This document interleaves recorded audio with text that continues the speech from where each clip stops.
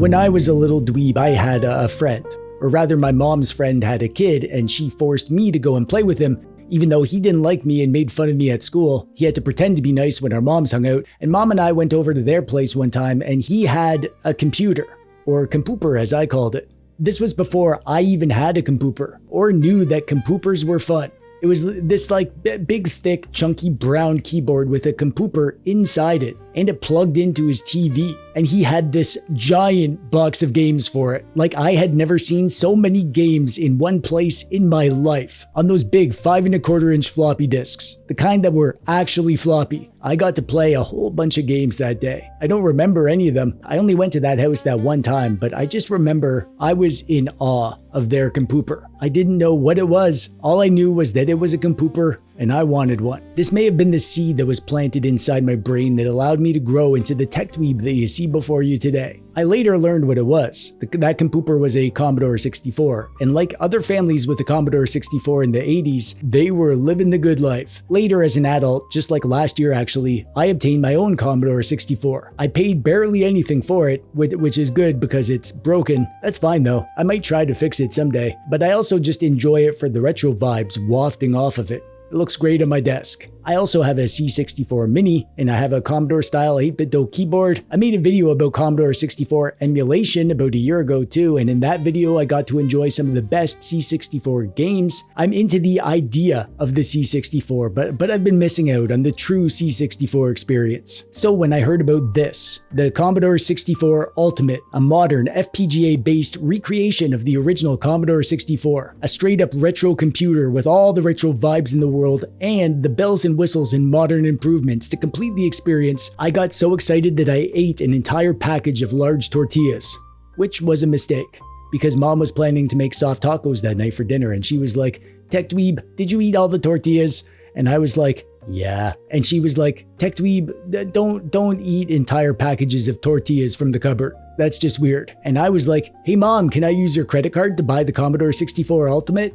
And here we are. Alright, so here's why this Commodore 64 Ultimate thing feels like a bigger deal than just yet another retro-looking beige box with HDMI. Commodore, the company, was a total juggernaut back in the day, but the brand fizzled out in the mid-90s, and after that the name and trademarks basically got stuck in legal limbo. But the Commodore vibe stayed alive, mostly because the community refused to let it die. People were making replacement parts, new boards, FPGA recreations, all that beautiful nerd stubbornness, but it was always kinda hard for fan projects to feel truly official. And then Perry Frantic, the retro recipes guy from YouTube, I'll link to his channel below. He went, "Fine, I'll do it myself." And he pulled off the wild move of actually acquiring Commodore, the Commodore brand. And now he's the CEO. And he brought in a bunch of the original Commodore engineers, so it's got some real DNA behind it. And this C64 Ultimate is the first creation of the new Commodore, a hardware-accurate FPGA recreation of that glorious beige loaf of bread computer, made to hit the same nostalgia buttons but with modern conveniences. They launched pre-orders in July, and I was first in line to order. Apparently, those pre-orders were also part of what helped finalize the brand deal. So technically, if you think about it, I helped revive Commodore.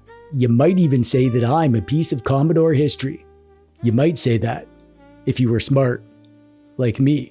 It comes in 3 color waves, basic beige and starlight RBG, whatever, and the Founders Edition is this glowy gold one. The beige one is the one that I had my heart set on, and I'm glad that one was the cheap one. I also ordered the official new joystick, but I don't have that yet. I think that'll be shipping later. Now, I know that I just glossed over the unboxing, but let's take a good look at what we get because lots of this stuff is kinda super interesting. First off, the box. Like, oh my god. Have you ever seen a more authentically retro-looking box? I actually have the original box of the C64, and it's so close, right down to the graphics in the background. This is such an homage, and exactly what I would have wanted. There's the 3 models on the bottom. I don't like these glowy ones, but it's neat that those exist for those that want that. And around back, look at this. They used the same photos from the original box, but with updated text, of course. Your data, not big data. PBSs, not quote-unquote social media. Study, not scrolling. Fun, not feeds. They really went all in with the digital detox vibe, and I am here for it.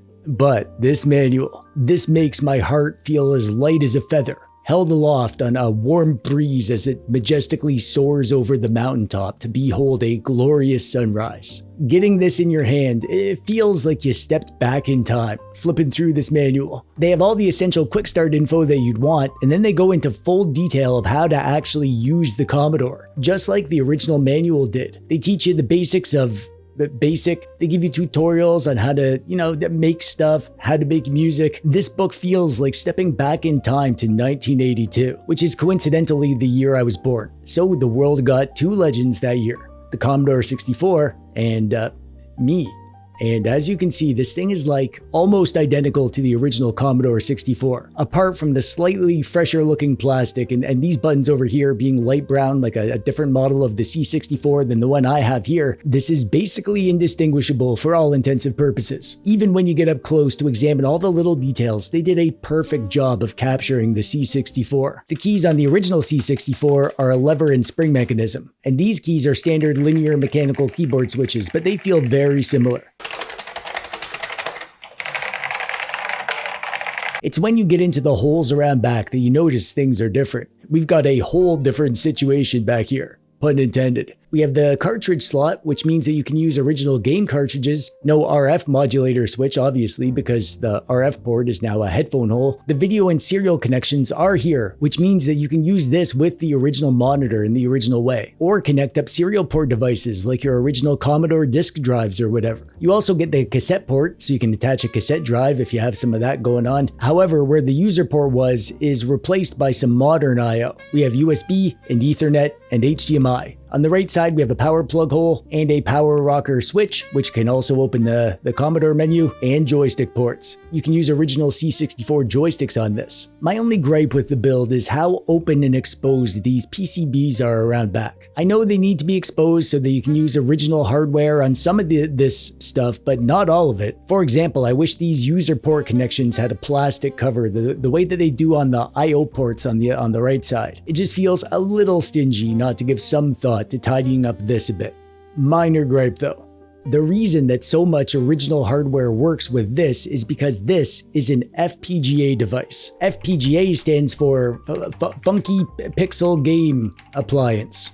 Something like that. I don't know. Basically, it means that the chips in here are made and programmed to behave like old hardware. So the system acts like a real Commodore 64 instead of like a software emulation thing. If you open it up, you can actually see the FPGA board. That is the C64 in this one board. The rest of this stuff is basically just connections for the attached ports and expansions and stuff. One interesting thing here is that you have dual SID chip sockets. I only learned what this was because of another review I saw. Nostalgia Nerd. His review is awesome. Kinda makes mine look like a total piece of garbage. But basically, an SID chip is the sound interface device. And if you have one from your original C64, you can get the real version of the C64 sound, rather than the digital FPGA version. I don't know if it's actually anything that I'd be able to hear, but it's kinda neat that you can do that. So you have an FPGA for the brains, and modern PCBs and ports and chips and all that stuff. You can plug in USB devices, you can put stuff on an internal SD card, you can store stuff on the included flash storage, you can use a USB drive, or you can run stuff off your original discs and cartridges. Whatever you want to do, you can do it, but the core computing experience is a cycle-accurate C64 at its heart.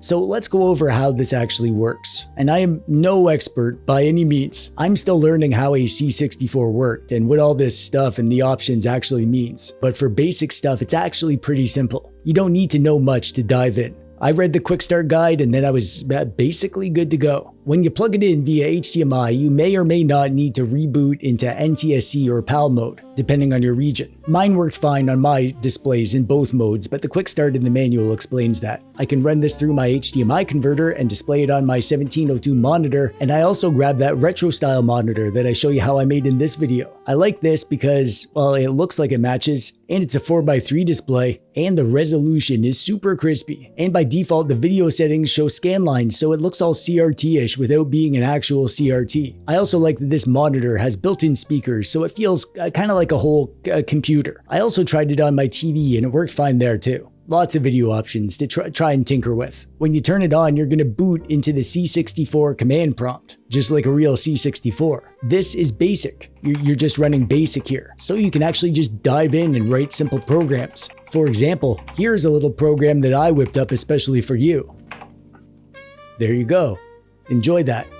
But you don't need to use the command line at all. The rocker switch on the right brings up this C64 Ultimate menu. You can also access this with the Commodore key on the keyboard and restore. That's a useful shortcut. In here, you get all the main functions that you could want to do. There's settings for disk drives, a turbo boost, you can connect to Wi-Fi, and there's access to this file server to download featured games. The manual explains how to do that. There's video settings, audio settings, modems, printers. There is so much in here. I've been learning as I go, but lots of it is still way over my head. That's fine though. I like to poke around and tinker, and you can always just factory reset the doodad if you ever mess anything up.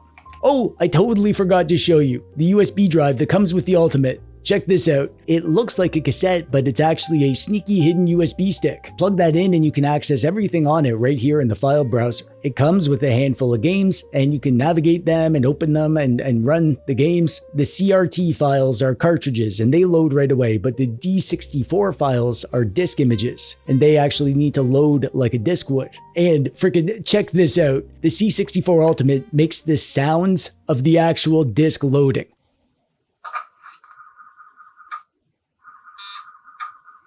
This is what you would hear from an actual disk loading off a disk drive. This is coming from the C64 Ultimate itself. You can turn this off in the settings, but why would you want to? I love this. It also authentically has long load times when you're loading off the disk images, just like the real C64 would. You can mount the disks and type out the run commands yourself if you want to feel all nostalgic, or you can just run the games right from the UI if you want to take the easy route. To play, you can play with a joystick if you have one of those. However, you can also set the keyboard to act as a virtual joystick. If you open the Ultimate menu, you can go down to joystick controllers and set the joystick input to port 1 or port 2 or swapped mode. Some games need one or the other and you can switch between them. The manual explains how to do all this, by the way. So you can totally just play these games right on the keyboard. And they play great. I don't like this big cassette USB thing hanging out the back though, so I just copied everything on here onto my own USB. This tiny little SanDisk cruiser. Yeah, a cute little guy. So I can shove that in the back and then that'll just stay there out of the way. You can download games off the internet too, and I may or may not have spent an entire freaking day loading up my USB stick with games. I found some helpful archives of game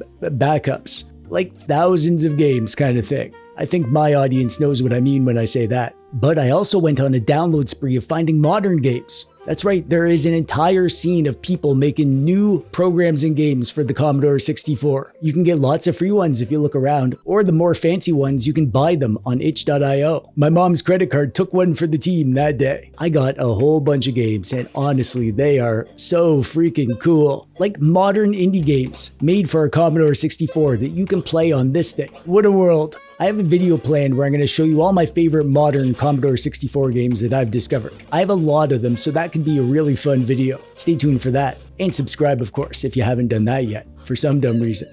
I also vibe coded my own RPG dice roller. I started out trying to do it on my own and I followed along with some stuff from the book and I tried to learn a few things online, but I got confused and frustrated and hungry. So I made a peanut butter sandwich and I just had ChatGPT finish it for me. And here it is, my little RPG dice rolling program, in orange and black, of course. I plan on sprucing this up a bit with maybe some graphics and sound, but that'll be a project for a rainy day. Using this, I feel like a kid again. Learning how to use a computer that I have no idea about. No one to teach me. It's just I just gotta start poking around and tinkering and trying stuff, reading stuff and learning how stuff works. Trying all these games that I've never seen before, just experimenting and figuring stuff out. Which brings me to the thing that you might want to know. Should you get a Commodore C64 Ultimate? I mean, if you're a Commodore nerd, you've probably already ordered one. If you're semi-interested, I say, yeah, this will be a ton of fun and it will scratch that itch of seeing what the Commodore is all about. But for those of you who are just kind of mildly interested, I think it depends on what you expect. They say right on the front of the frickin' box, the Digital Detox brand. That's what you're signing up for with something like this. You're signing up for an experience that is not like the experiences that we get these days. This thing is a lesson in the history of computing. You're going to be learning what the C64 was and using it as it was. And if that sounds interesting to you, then you're probably going to have a great time. But if not, then no, this won't be for you. And that's fine. You can emulate these games if you want to play them on a device that you can do other stuff with too. Your computer or your phone or your retro handheld. Basically, you can do Commodore 64 stuff on any device. There's no reason to get this if you're not into the restriction of having an actual C64. But for me, I am so into this right now. As I was preparing for this video, I realized something kind of special. This is probably cheesy, but as I worked on this video, I was here typing on my Commodore style 8-bit DOE keyboard with a modern FPGA based C64 Ultimate beside me and my Commodore 1702 monitor, learning how the C64 worked, trying out games that I never played, researching how the commands worked and learning how the joysticks worked, downloading software and installing it and figuring out how to use it. As I was doing that, I felt something that I haven't felt since I was a kid. Like so many kids back in the 80s, I was learning to use a Commodore 64 for the first time. I honestly got a little bit choked up with the nostalgia feels, just because this is possible. It is possible to recapture a moment in time so long ago. Today, young TechDweeb still lives inside me. He's riding around in there, watching adult TechDweeb do his thing. And he has been patiently waiting all this time to have his own Commodore 64. And now he has one. And that's freaking awesome.